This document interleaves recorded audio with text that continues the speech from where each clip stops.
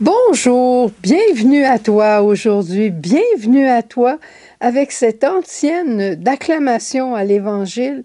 Je vous enverrai l'Esprit Saint, il vous conduira dans la vérité tout entière. C'est extraordinaire, hein? Et ma joie est d'autant plus grande que on va vivre cette neuvaine à la Pentecôte à partir de vendredi ensemble. Comme je t'avais dit, j'avais pensé de faire la neuvaine qu'on avait fait l'an passé, de reprendre cette neuvaine et en quelque part de prendre comme 9 jours de congé. Puis après, je me suis dit, eh bien, moi, je veux la faire, cette neuvaine. Je veux la vivre profondément. Je veux la prier parce que la neuvaine à l'Esprit Saint, c'est une neuvaine importante. Et j'ai lu un peu, puis sais-tu ce que j'ai découvert? J'ai découvert que la neuvaine en l'honneur de l'Esprit Saint est la plus vieille des neuvaines. Et pas seulement la plus vieille, elle a été demandée par Dieu lui-même. Mais c'est vrai, c'est Jésus qui a dit aux apôtres, « Ne quittez pas Jérusalem avant d'avoir reçu l'Esprit. » Et les apôtres sont retournés avec la Vierge Marie au Cénacle, avec aussi les disciples de Jésus. Et ils ont été là finalement pendant 9 jours, à partir de l'Ascension jusqu'à la Pentecôte.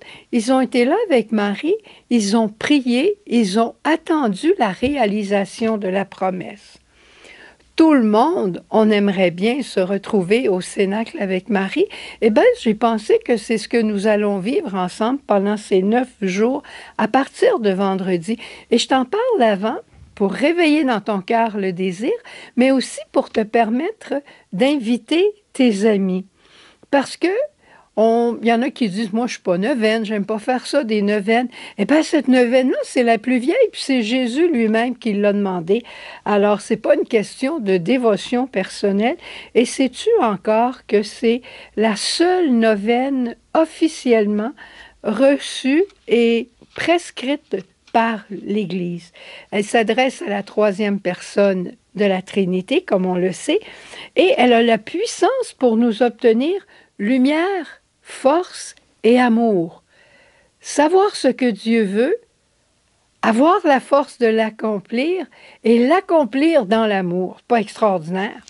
Je me souviens d'un chant que j'avais reçu quand j'étais en Haïti, pas en Haïti, en Uruguay, et je parlais à l'Esprit Saint comme le doux compagnon de ma route.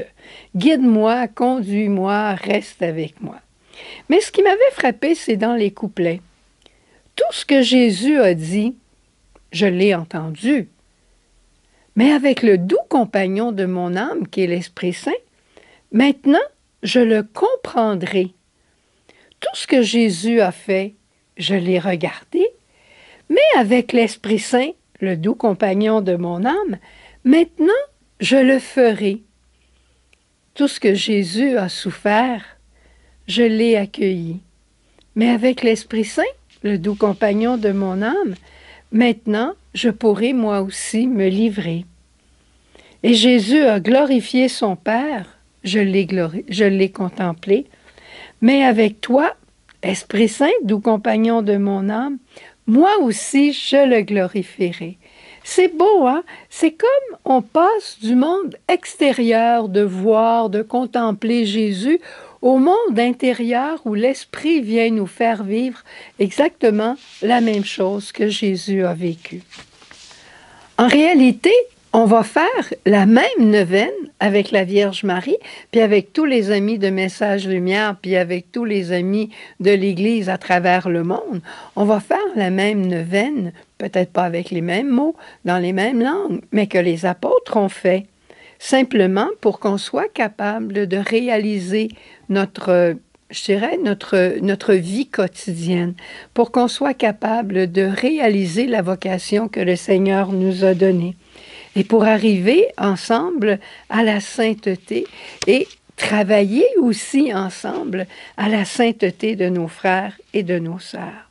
On a à se préoccuper de l'univers, on a à se préoccuper de toute l'humanité. Nous en sommes responsables. Tu vas me dire, je ne suis pas responsable de ce que mon frère a fait, s'il a fait des erreurs. C'est vrai. As-tu assez prié pour lui? Non, pas vraiment.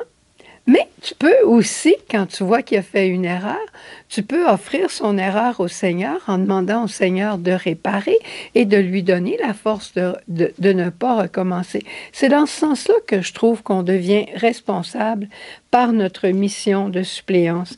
Et il y a assez de misère dans le monde présentement pour nous stimuler à une véritable mission de suppléance.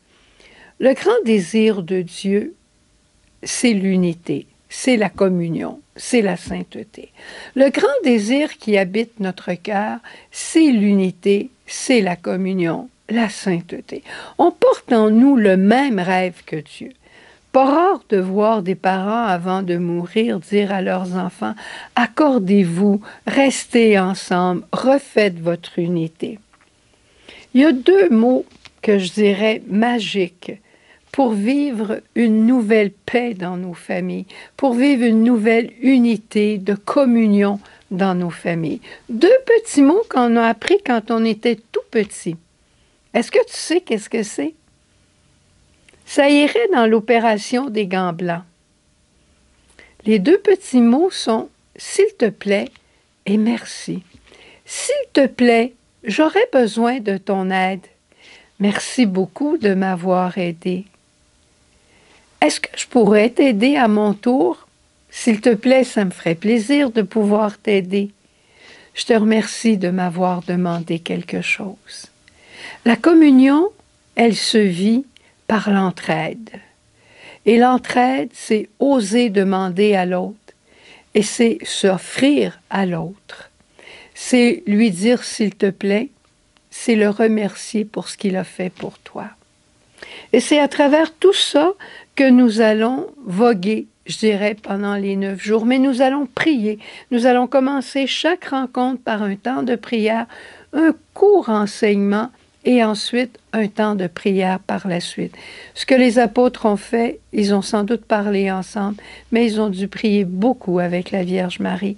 Et c'est comme ça que j'aimerais que nous réalisions ensemble notre neuvaine à l'esprit. Qu'est-ce que tu en penses? Au revoir, à demain.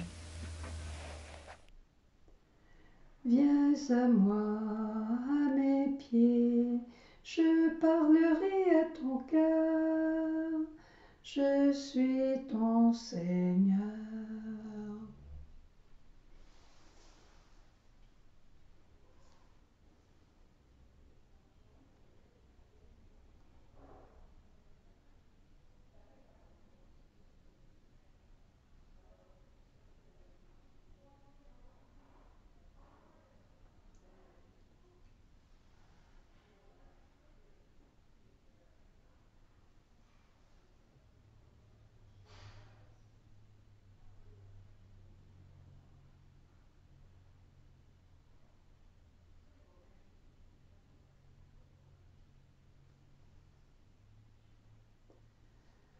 Douce Marie, que je t'aime, ô doux Jésus, je t'adore.